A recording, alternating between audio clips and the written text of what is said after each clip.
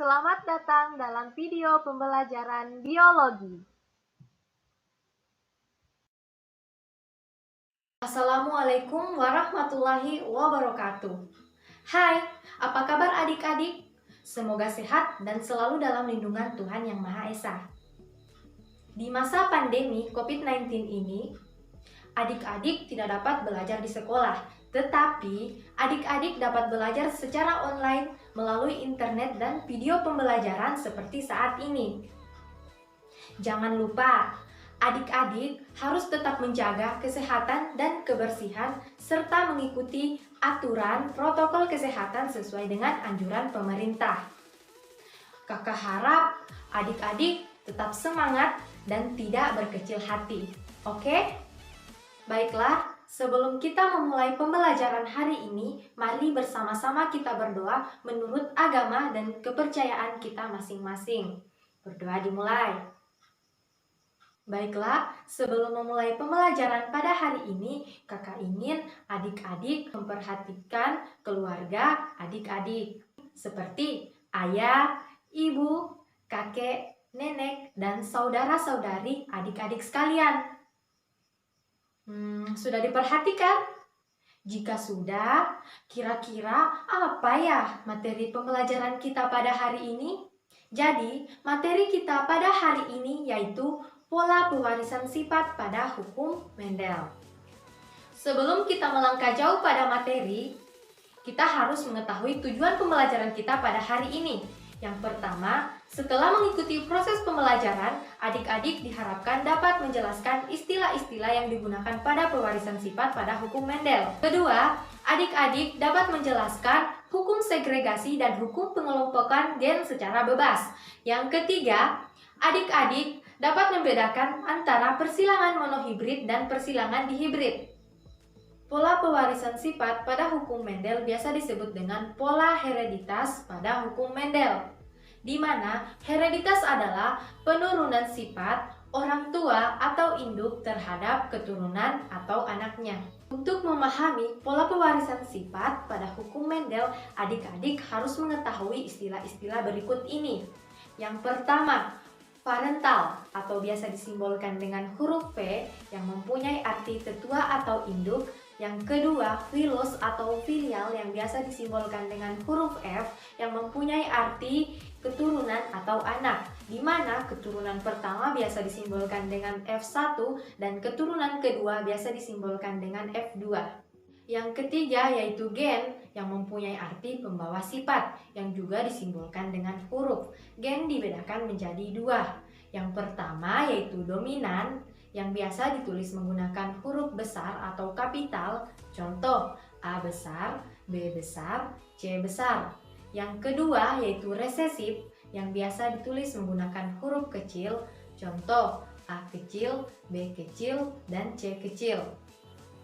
Yang keempat yaitu genotip yang mempunyai arti susunan gen atau sifat yang ditentukan oleh gen, di mana genotip ini juga terbagi menjadi dua. Yang pertama homozigot, yaitu susunan gen yang sama, contoh A besar, B besar, B besar, A kecil, B kecil, B kecil. Yang kedua yaitu heterozigot, susunan gen yang berbeda, contoh A besar, A kecil, B besar, B kecil. Kelima yaitu fenotip yang mempunyai arti sifat yang mudah diamati atau sifat yang nampak, seperti pendek dan tinggi badan, warna kulit, bentuk rambut lurus atau keriting.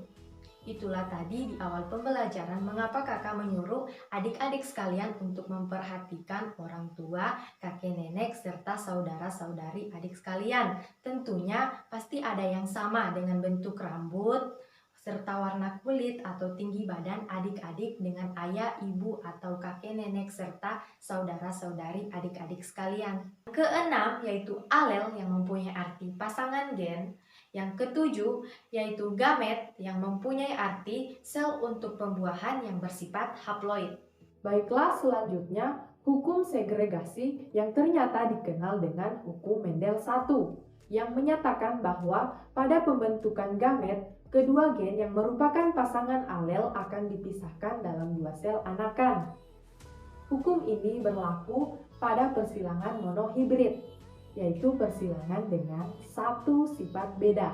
Berikutnya yaitu hukum pengelompokan gen secara bebas yang ternyata juga dikenal dengan hukum Mendel II.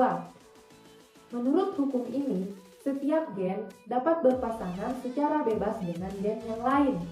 Hukum ini berlaku pada persilangan dihibrid, yaitu persilangan dengan dua sifat beda. Selanjutnya, untuk dapat membedakan antara persilangan monohibrid dan persilangan dihibrid, kita dapat melihat percobaan yang dilakukan oleh Bapak Johann Gregor Mendel. Di mana dalam persilangan monohibrid, beliau melakukan persilangan antara tanaman ercis berbiji bulat dengan tanaman ercis berbiji keriput.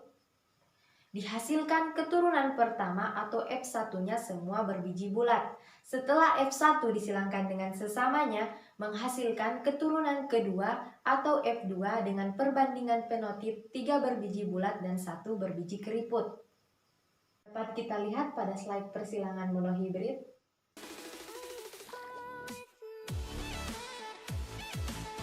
Sedangkan dalam persilangan dihibrid, beliau menggunakan dua sifat beda, yaitu bentuk dan warna biji. Beliau menyilangkan tanaman ercis berbiji bulat kuning dengan tanaman ercis berbiji keriput hijau. Dihasilkan keturunan pertama atau F1-nya semua berbiji bulat kuning. Setelah F1 disilangkan dengan sesamanya, dihasilkan keturunan kedua dengan fenotip perbandingan 9:3:3:1. Dapat dilihat dalam slide persilangan dihibrid.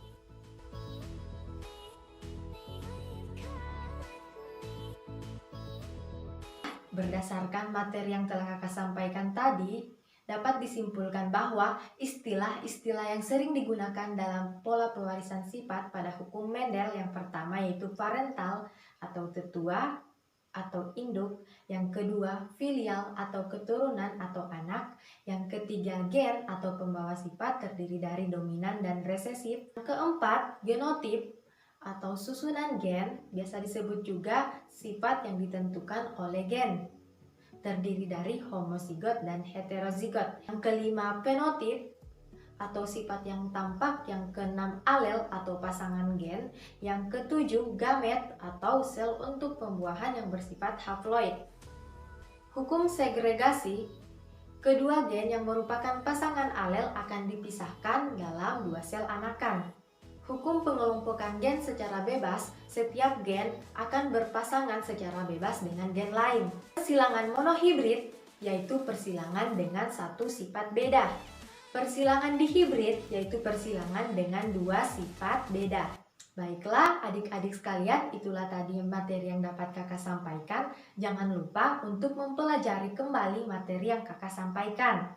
Lebih dan kurangnya mohon dimaafkan. Billahi taufiq wal hidayah. Wassalamualaikum warahmatullahi wabarakatuh.